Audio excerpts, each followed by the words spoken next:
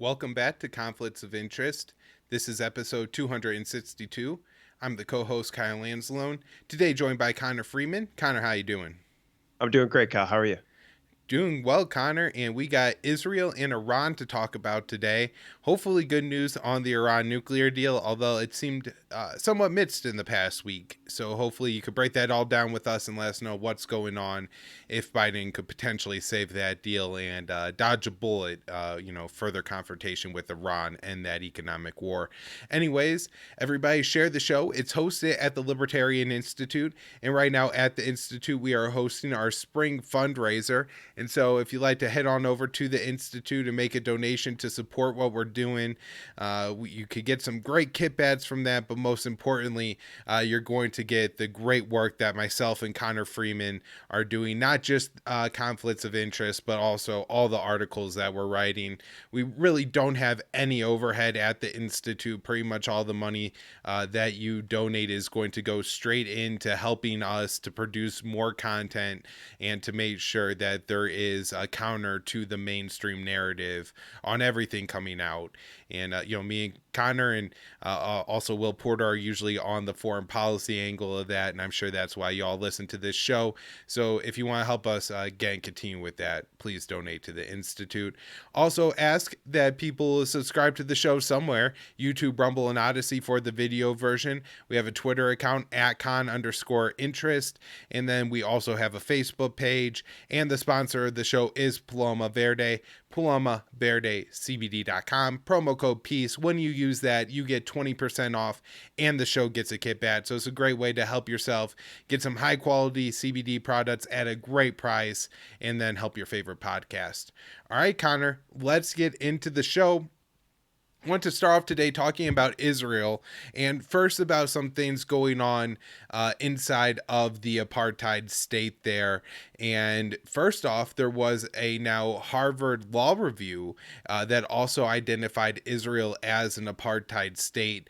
Me and Will Porter wrote an article on this for the Libertarian Institute that I had previously mentioned on the show, but I just want to highlight that again because this adds to now Human Rights Watch, Amnesty International. There was a report from the Office of the UN Secretary General looking into this, as well as the Israeli human rights group Bet Telem. And so this is, quite a substantial number of people who identify what is happening in Israel as an apartheid situation. And for everyone, the people in the West Bank and Gaza and Israel proper all face like a little bit different flavors of discrimination. Of course, in Gaza, you don't have Israel only roads because, everything in Gaza is Palestinian, but it's also essentially an open air prison. The people aren't allowed to leave. Even if you got your hands in the air, if you walk towards the fence, they will gun you down, including children. It wasn't, I guess, well, now crazy time goes fast sometimes, but 4 years ago during the Great Return marches, there were days where, 80 at a time, Palestinian protesters, or at most people throwing rocks, were gunned down by Israeli snipers. Medics, a female medic shot in the back, journalists shot by snipers while wearing, appropriate, for the situation, right? There are international rules, like journalists are supposed to wear it's a lighter blue color, different distinctive markings and things like that. White is for the medics, usually with a red plus or a red crescent or something like that to indicate that these are medics and in no way militants. And even people wearing these and with no reason to suspect it were gunned down by the Israeli forces. And then, of course, the different laws that Israel has passed that grant, Jewish citizens certain rights that aren't given to the Palestinians, or the way that property permits are distributed. Let's say you want to build a house in the West Bank, 99% of the time, that means you're a Jewish person. If you're going to be able to do that, if you're a Palestinian, that won't be allowed. And so the Israelis will come in and say, well, we have to knock down all these Palestinian houses because they're unsafe. But what they failed to mention is that for years and years and years, they denied the Palestinians the permits they needed to make the necessary repairs on their houses, things like that. I mean, you could find horrific stories of Palestinians who live in caves, and some of them who get evicted from their caves by the Israeli forces and, are completely thrown out. And so horrible situation in Israel for the Palestinian people, and the political situation is evolving. And I have this article here from Mitchell Piltnick, written April 11th at the Quincy Institute for Responsible Statecraft, how the Israeli government shakeup will affect U.S. relations. And he goes here on to outline how there's an increasing number of members of the Israeli Knesset who are dissatisfied with the ruling coalition. And at this point, the coalition that controls Israel only has 60 votes. Now, that there are six people, or there's 120 members of the Knesset total, so 60 is exactly half. Now there's 6 seats that are held by Palestinian parties, the joint list, that don't really side with either side. They voted for the previous government, but they are not a part of the coalition in any way. At the same time, they're unlikely to support any coalition of the opposite, because that is stacked up behind Benjamin Netanyahu, who now has 54 people, supporting him. And so he's 7 short of the votes he needs to actually, hold a vote of no confidence, get the current government unseated, and hold new elections. However, you need 61 votes to pass anything in Israel.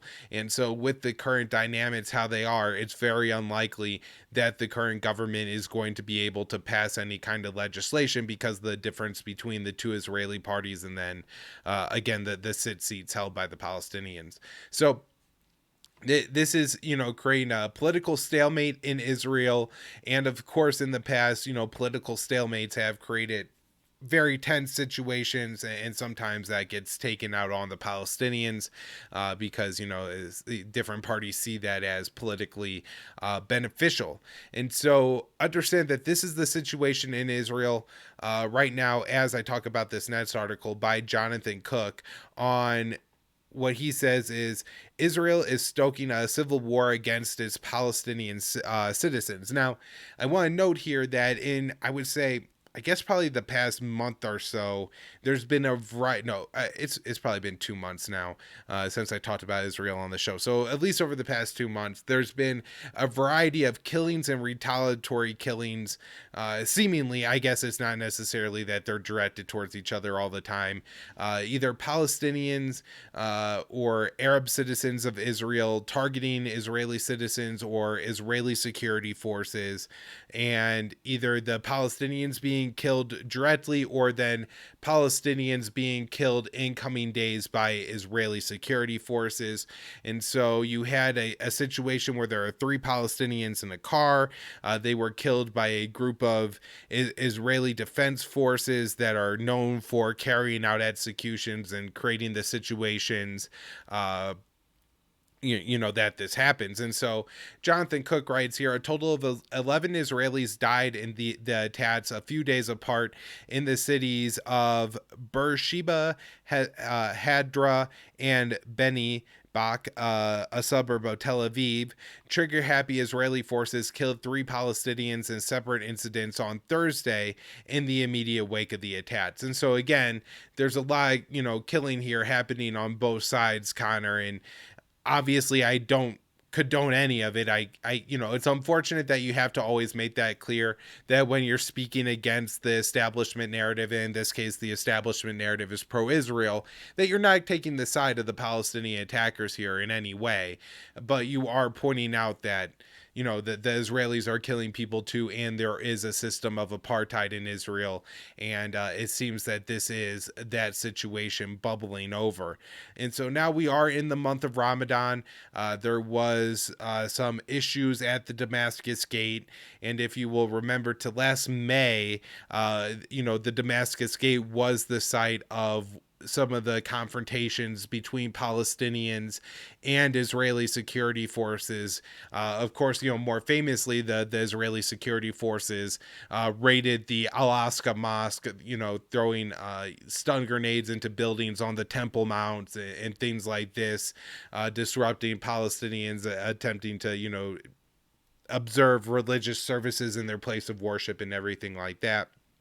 So they also had a very right-wing Israeli political figure who, there are some people within, the Israeli political establishment who are extremely anti-Palestinian. There are different kind of, we saw this last May, we're seeing it again. Groups of Israeli citizens going around chanting death to Arabs and things like this. And look, people will point out that, well, people in the Arab world say death to Israel too. The difference is the ability to carry that out. The Israelis absolutely, and have in the past, example of the Nakba, been able to drive massive amounts of Palestinians off their land, steal it from them. They're able to imprison Palestinians and lock them up for extended period of time with never holding them in any kind of court of law. It's all military trials. Palestinian kids are taken from their bed in the middle of the night, taken to Israeli prisons and forced to sign documents in languages that they don't read, attend courts in languages, again, that they don't speak, and are sentenced to prolonged periods of jail for simple things like throwing a rock at an occupying armored vehicle.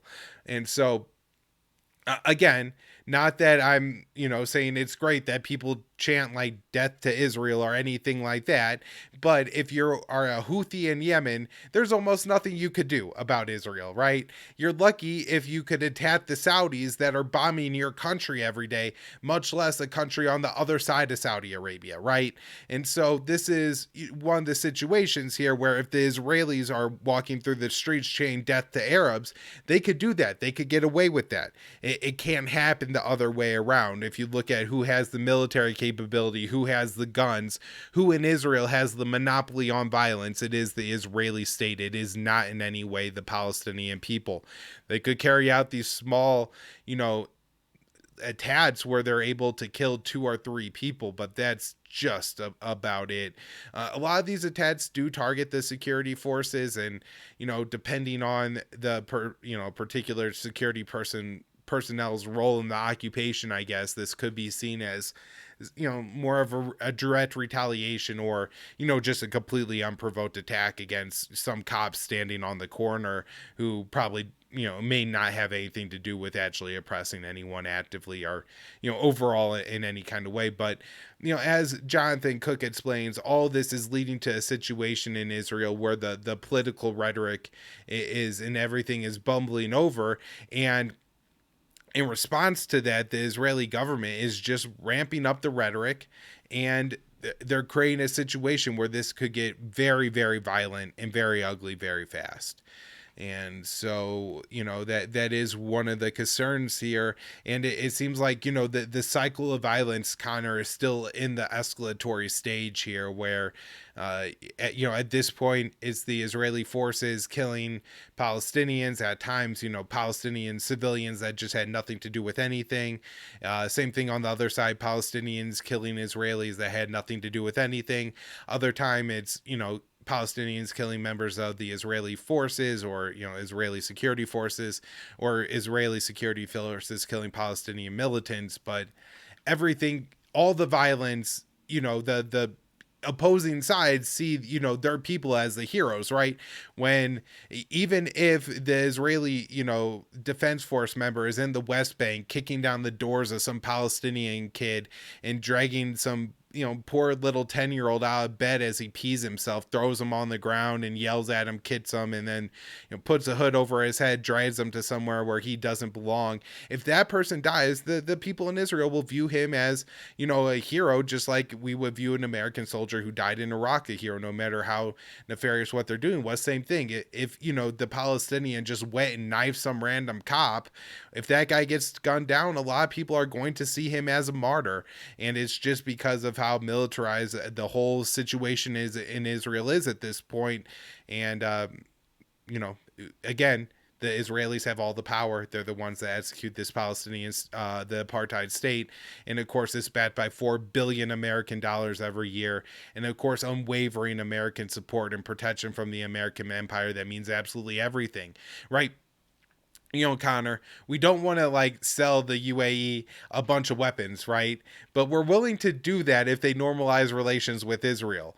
We're unquestionably, we can never in any way do anything in Eastern Europe that may help give the Ukrainians a better negotiating position with Russia. But if we just want to help, the UAE and Israel make peace so that the UAE can more effectively kill Yemenis while the Israelis effectively kill the Palestinians, then all the better.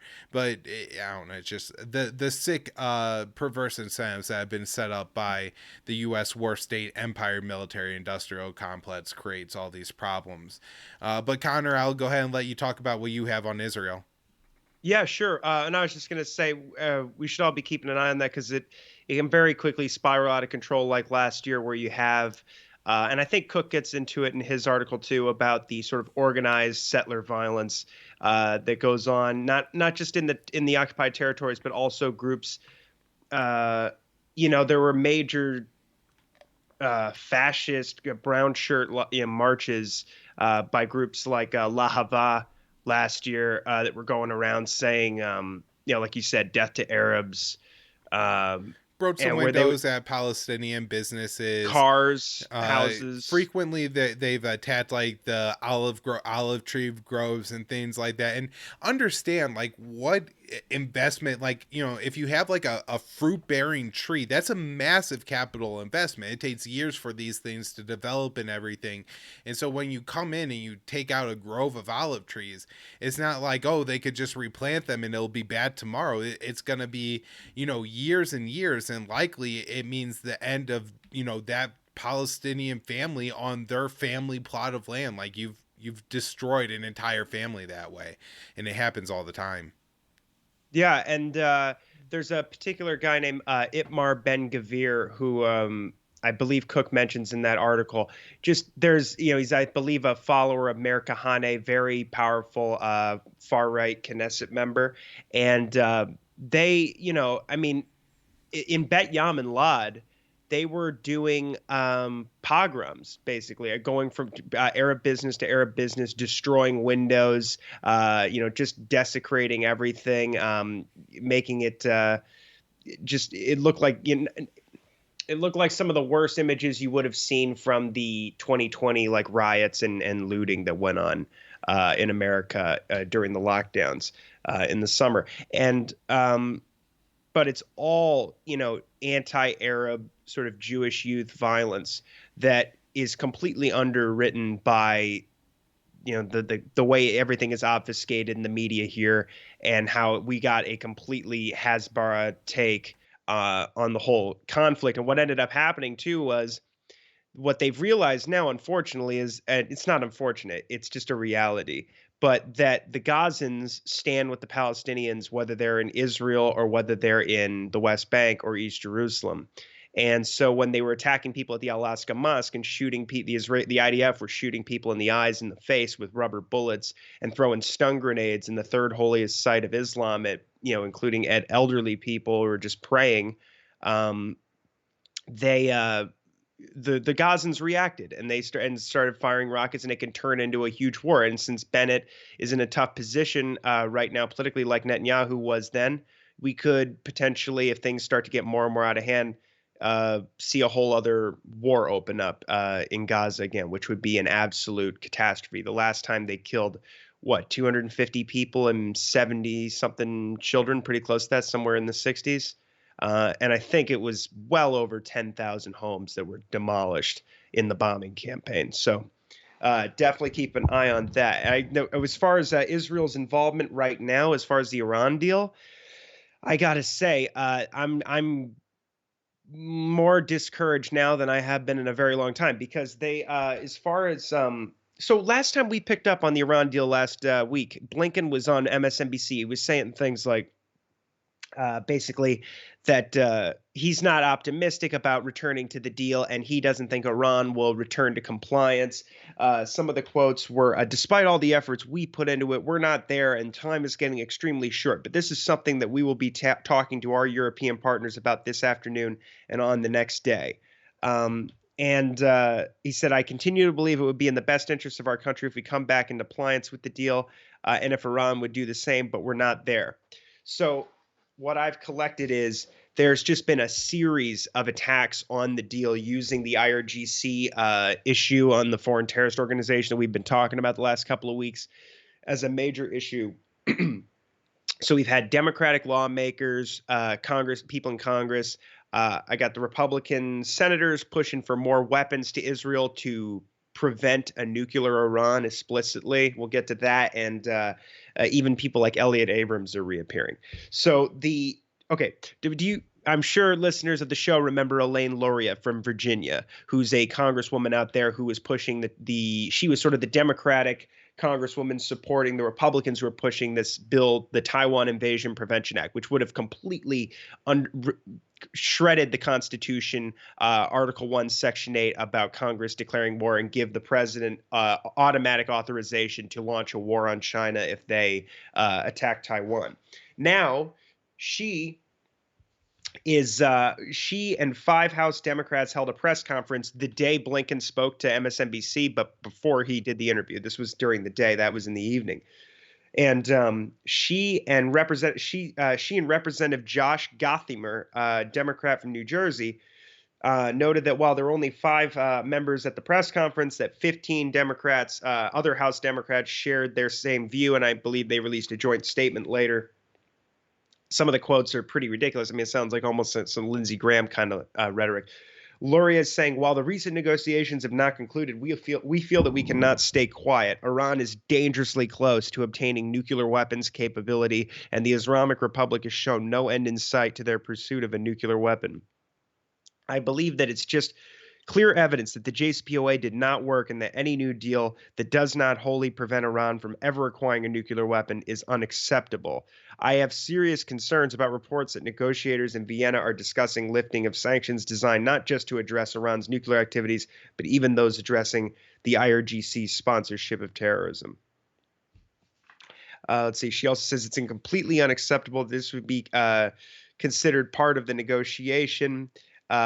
The Iranian regime has perpetuated terrorist attacks around the world. They target their own people, and they've sought to destabilize the Middle East. The JCPOA that's currently being negotiated will provide Iran with more resources to do exactly these things. And she said, and Gothimer said the U.S. needs a longer and stronger deal, not one that is shorter and weaker. It is critical that we do not cave to demands from Iran, the leading state sponsor of terror. Excuse me. And he's saying we can't gamble with American lives. The formal foreign terrorist organization or designation. Lifting the designation would allow billions of dollars to flow through Iran, the IRGC, and their terrorist proxies. And he says we must not loosen the non-nuclear sanctions, including the key safeguards against the IRGC. If Iran has proven anything, it's that they can't be trusted.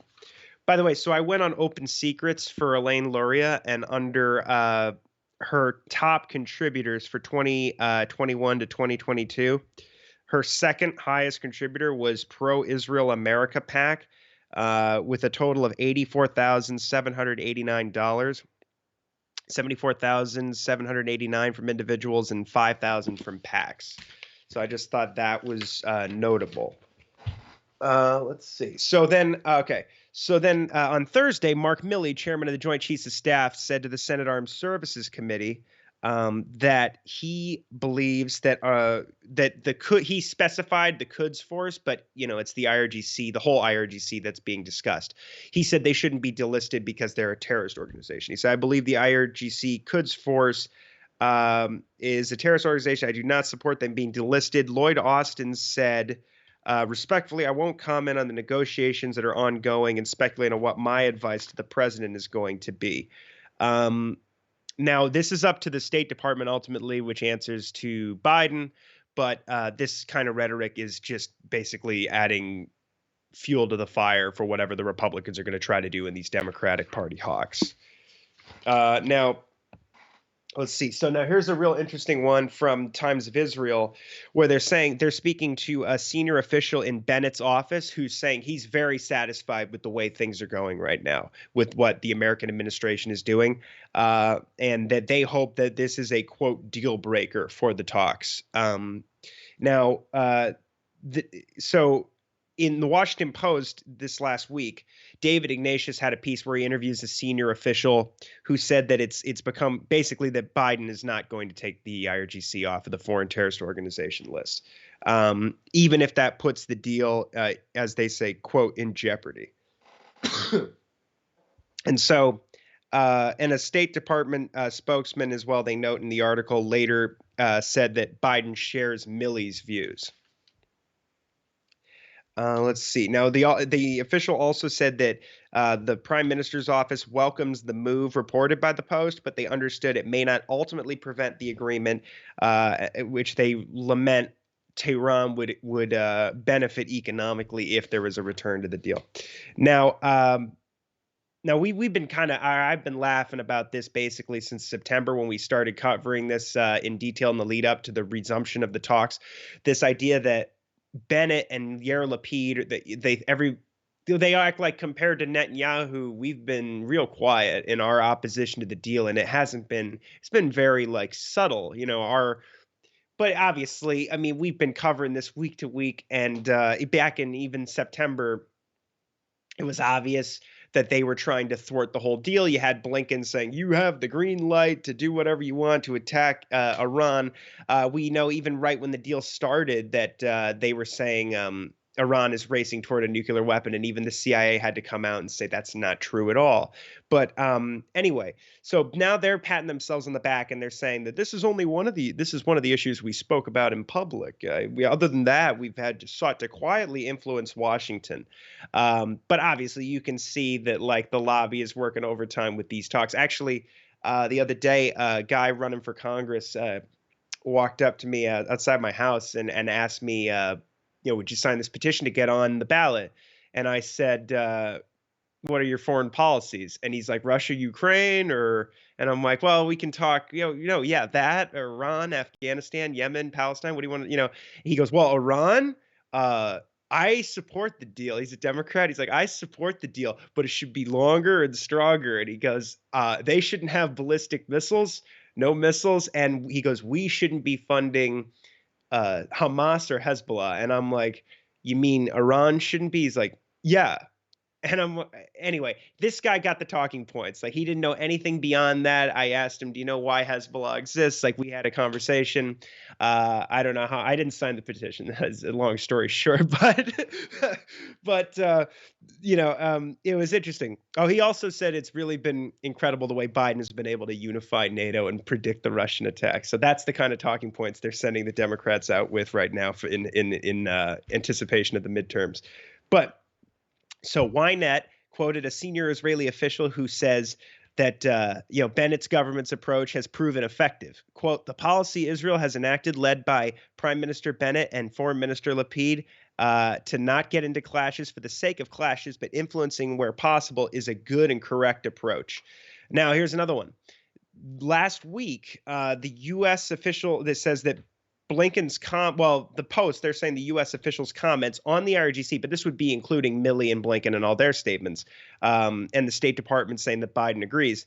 This all followed a trip last week of Bennett's senior foreign policy advisor, Shermit Meyer, who was in Washington lobbying administration officials against dropping the terror designation.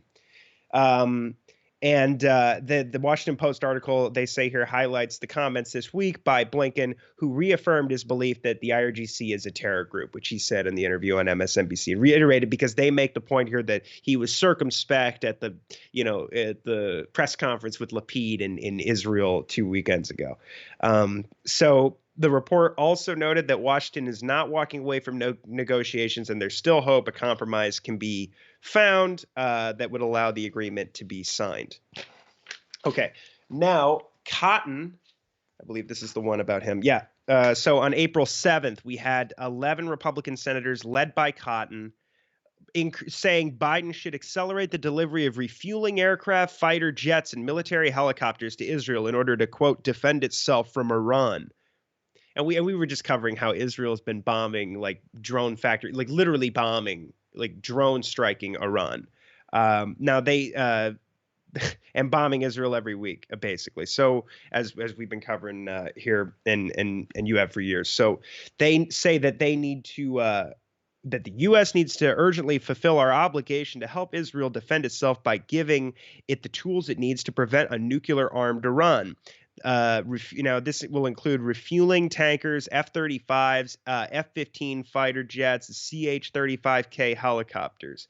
They note that in December, Israel signed about a $3 billion deal, $3.1 billion deal with the U.S., part of a wider upgrade of the Air Force capabilities of their Air Force capabilities to purchase 2 Boeing KC-46 refueling planes and CH-35K heavy transport helicopters. And we remember toward the end of last year where initially Iran was hyping up how they had put money into billions of dollars into planning and preparing for an attack on Iran.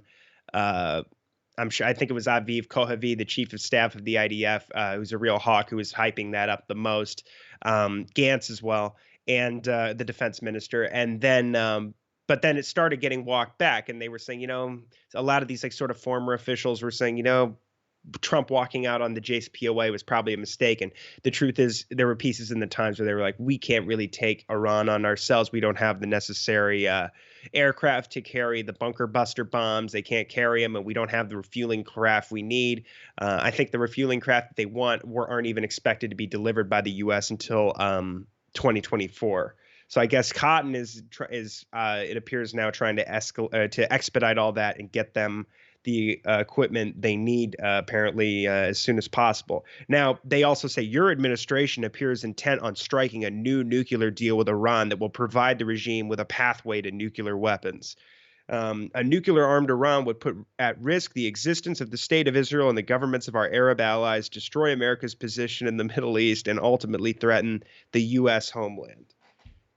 So this is all total lies. Obviously, Israel has an illegal clandestine nuclear weapons program, which makes our aid to Israel illegal itself.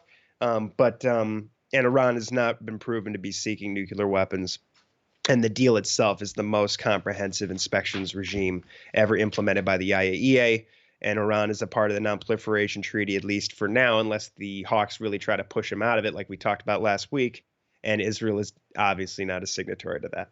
Now, let's see. So now I've got, this one is about, okay, this is the one with Elliot Abrams. This is 70 national security professionals and former administration officials have expressed grave concerns over reports that the Biden administration is considering lifting the terror designation on the IRGC. In a letter sent to the White House on Monday, the signatories include Elliot Abrams, former envoy for Iran, and Ilan Carr, a former anti-Semitism envoy. They're arguing that removing the IRGC's terror designation would give a green light to murder Americans and attack our allies. And you'll like this. This isn't hyperbolic at all. Removing the IRGC from the foreign terrorist organization list would threaten American lives, harm Gold Star families, and empower a terrorist organization sponsoring daily attacks against U.S. interests and allies. The delisting would be strategically short-sighted and dangerous to U.S. national security interests. And we have another letter by 14 Republican senators who say that a new nuclear deal will provide Tehran billions of dollars in sanctions relief and foreign funds. And they say not only would this removal be widely misguided, it would betray our partners and allies in the region, particularly Israel and the Gulf states. These allies and partners already hold concerns that the U.S. is reducing its regional presence, and the enactment of such a deal would provide the Iranian regime access to funds it would use to destabilize the region through terrorist proxies. The Republican senators called for Biden to go a step further and publicly and categorically reject any discussion of taking the IRGC off of the terror blacklist. And they just summarize here at the end that in addition to all of this, we have Washington's allies in the Middle East, beyond Israel, but also Saudi Arabia and the UAE, have been vocal in their opposition to the agreement. Now, Iran's parliament is saying what they would like to see in these sort of final stages of negotiations here. I'm not entirely, I don't know exactly how they're communicating with the Americans at this point, because there's not any meetings in Vienna. Like we've said before, the Iranian foreign ministry has been pretty clear that they're not returning unless it's time to finalize a deal. Excuse me. And also Saeed Khatibzadeh, the foreign ministry spokesman, has said things about recently about how the deal is essentially in the emergency room now, and that it's in America's hands, like the fate of it. And he said that all now it does seem that there's more than just the IRGC problem right now, because he said, and this could also refer to that too, because that was part of the maximum pressure campaign. But he says all components of maximum pressure must be removed. Unfortunately, the U.S. is trying to maintain some of the elements of maximum pressure. And usually Iran doesn't say stuff like this. They kind of scoff at the what they call the artificial deadlines the Americans and the Europeans are always threatening them with. But they have said things recently like, I think it was Katis Beta who said basically the window for diplomacy will not, or to reach an agreement will not remain open forever. Like the opportunity for the U.S. to return to the deal.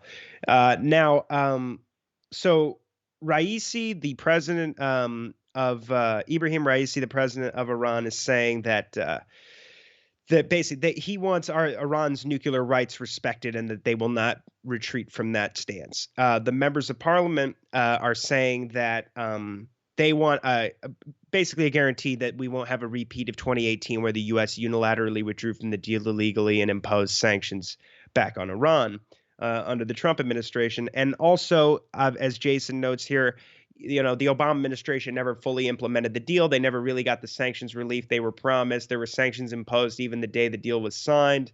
And the Obama administration was sending people around basically letting other businesses and countries around the world know that, like, do not do business with Iran. We're not really opening them up to, the West and world markets. We're not taking them in from the cold. So that was completely antithetical to the spirit of the deal and the letter of the deal. So that was totally dishonest. Let's see. So the concern obviously is that this will happen again, what Trump did or what Obama did. So they want the U.S. I mean, the Iranian parliament seems to be pretty naive about the U.S. Congress, unfortunately. But also, I understand where they're coming from because there's no other real mechanism to guarantee that the U.S. won't do what it did previously. So they want the U.S. Congress to vote on the deal and provide a legal guarantee the U.S. will not dishonor the pact, nor to call on the snapback sanctions, like we talked about previously, that even if Russia and China tried to veto that, the European Union members involved could still do that under the UN Resolution 2231 that endorsed the deal. As Jason notes here, that with everything the Israel lobby is doing right now, and the Republican Party completely opposed to the deal, with the exception is in the Senate, for instance, with the exception of Rand Paul, I think it's almost the entire Senate and the Republican side is against the deal. We know Bob Menendez, the chair of the Senate Foreign Relations Committee, the Democratic hawk, is totally against the deal. It looks like it would be impossible basically to get that guarantee. And the U.S. has been totally resistant, and getting Congress involved it probably just make things more difficult. The Iranian Foreign Ministry, however, is suggesting that they would like to see the U.S. build some confidence by offering some sanctions relief up front before the deal is finalized. This would be a good confidence builder and would show that at least some of the deal will be in place this time. Now, Iran is questioning if the U.S. has the will to even return to the deal. This gets back to the rhetoric about the deal being in the emergency room. The Iranians have been saying for a while now that the Americans have to make these political decisions in order for us to return to the deal at this point, because for all intents and purposes, the thing is wrapped up. It does sound like they still want the guarantee. They want the IRGC off of the blacklist, but that's part of a side deal. It's not directly a part of the Vienna nuclear deal talks proper. And I think that the scope of the sanctions relief is, I've seen previous reports we've covered on here where it does sound like the majority of at least Trump's maximum pressure campaign is being lifted on most businesses that were affected in sectors and things like this. But I know that there was a debate early on, and we covered this, that there was a debate within the government of Tehran about, how far back to go with sanctions relief because I think the most fair thing, and I think what Ali Bagheri Khani, the lead negotiator, was so successful at doing was, I think, his position and the fact that he didn't backtrack and then he kind of challenged the Europeans to, well, you know what, if you don't like our proposal, then you should write up your own. And I don't think the Europeans ever did that. So by the time they transitioned from the 7th to the 8th round of negotiations, they were at that point, it was obvious and it was in writing everywhere that they were negotiating at that point on Tehran's terms, which is why I think we started to see a lot more optimism. And I really did believe that for a while that we were on this positive track. But it does now. Maybe that's why we're seeing all this, frantic, rhetoric from the Israel lobby and from their surrogates in the Congress, and these former, officials like Elliot Abrams, who's an arch neocon, who was, this guy was piling on sanctions, every week and making a show of it toward the end of Trump's administration, and saying how explicitly he was doing this so that they could never leave the JCPOA. Daniel Larison has a great article up in the viewpoint section at antiwar.com today about this whole situation, and he refers to Mark Dubowitz, who I don't know if he's CEO, but he's certainly he's basically the head guy at the Foundation for Defense of Democracy, which is probably the most powerful anti-Iran think tank in the U.S., neocon think tank. And he quoted him from 2019 in the Wall Street Journal bragging about the sanctions wall that was being built, preventing the U.S. from ever, returning to the deal. Now, so yeah, they're questioning this, if the U.S. even has the ability to return to the deal, if they have any kind of political will. They see the U.S. as the primary obstacle. They're unsure a deal will get done at all. And they're ordinarily more optimistic, so this is not a good sign. But as I said, maybe all this kind of reaction on the part of the Hawks is a fear that they really are close to a deal, despite this kind of last minute push. And Blinken's always throwing cold water on the deal.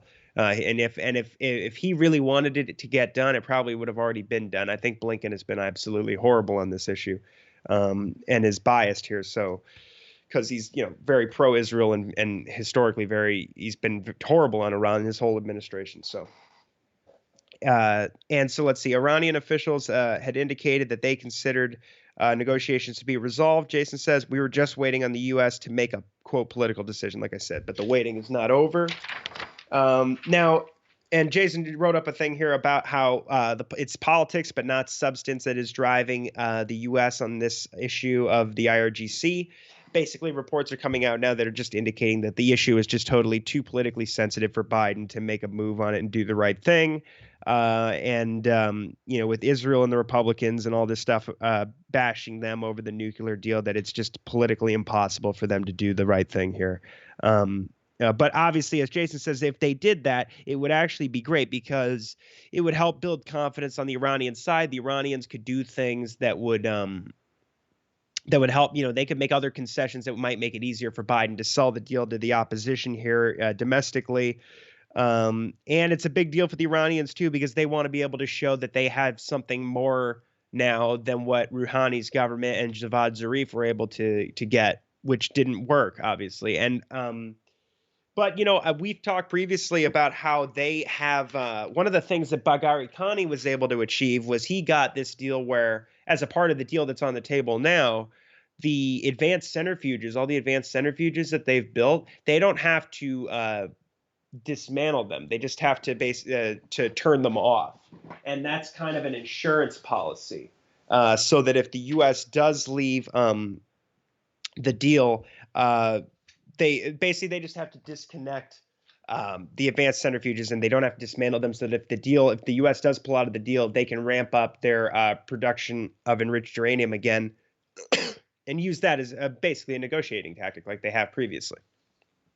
Now, Iran expects instead of ceding all their leverage and then getting shafted again and completely, they'll have all the sanctions piled back on with the snapback sanctions and everything else, which would be a complete disaster. So that was a good thing. Now, but I guess they're looking for something more to tell the Iranian people. Now, at the same time, we get some good news here, where Iran is saying that they're expecting $7 billion in frozen assets to be released within weeks. There have been reports about how there's frozen assets and a prisoner exchange on the table, and that these two things were connected. South Korea has about, I believe, $7 billion as well, but in frozen assets that belong to Iran, but that is not what is being discussed here. There's also frozen funds that Iraq and Japan have. Britain repaid some historic debts recently to Iran as well. But so, I mean, I guess there's going to be a delegation coming this week in Iran. That's what Jason says here, and they're going to finalize the deal. So we'll know more about it this week. And any release of the assets would be a huge deal. It would be a big achievement for the Iranians. It would help boost the value of their currency. And of course, as we're getting closer to the make or break point, this would be a good confidence builder and put things in a good direction. And would be able to, I think it would actually help, obviously, the politics at home for the Iranians, and help build confidence as we move forward. Now, the Ayatollah Khamenei is now saying that he believes talks are going ahead properly. And he's saying that, the fate of Iran shouldn't hinge on this single deal. But as Jason says here, his calls to continue to advance negotiations are impactful. And they virtually preclude the hardliners who are opposed to the deal from trying to undermine the talks.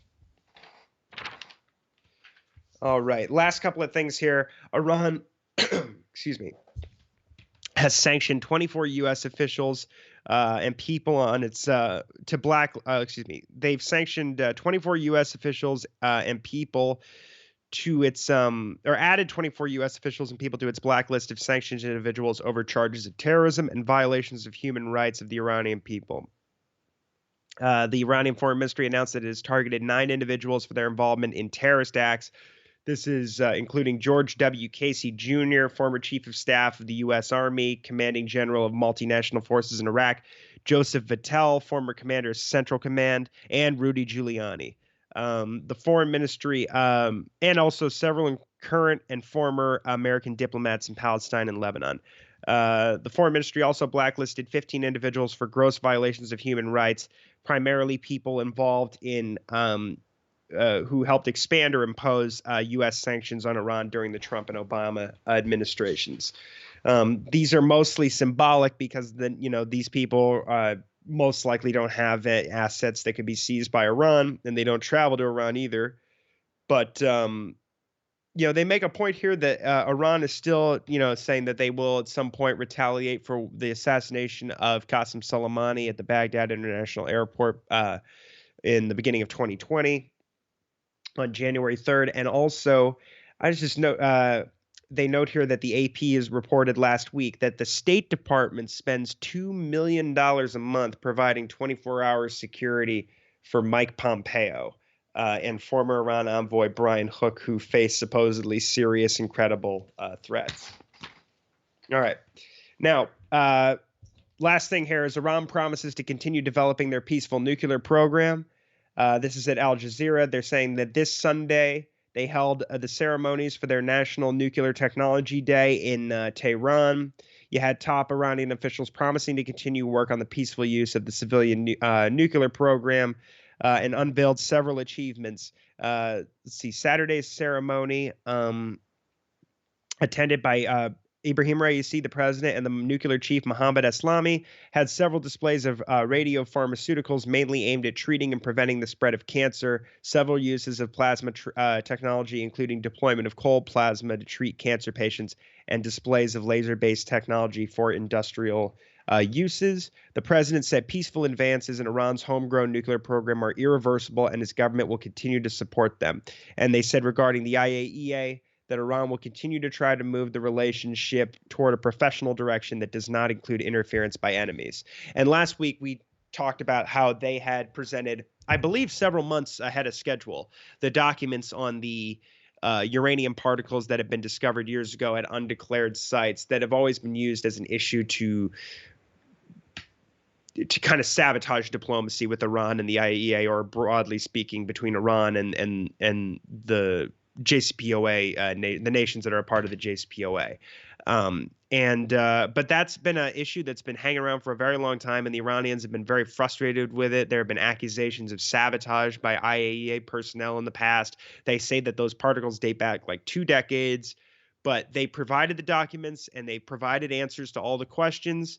Haven't heard much on a follow-up from it, but I'm the Rafael Grossi, who is the chief of the IAEA. He is ultimately supposed to present that to the Board of Governors. And like I said, it's ahead of schedule. I don't think this was expected until June, actually, originally. So maybe we'll be hearing something about that soon. But that should also be something that would help talks if the Americans are sincere. And I thought that, as I said, I think that whatever, the Iranians were able to succeed a much stronger hand here in the talks at this point. And, up until very recently, the consensus from the EU officials and even the Russians and the Iranians was just basically that, yeah, the deal will be here in a couple of days, probably.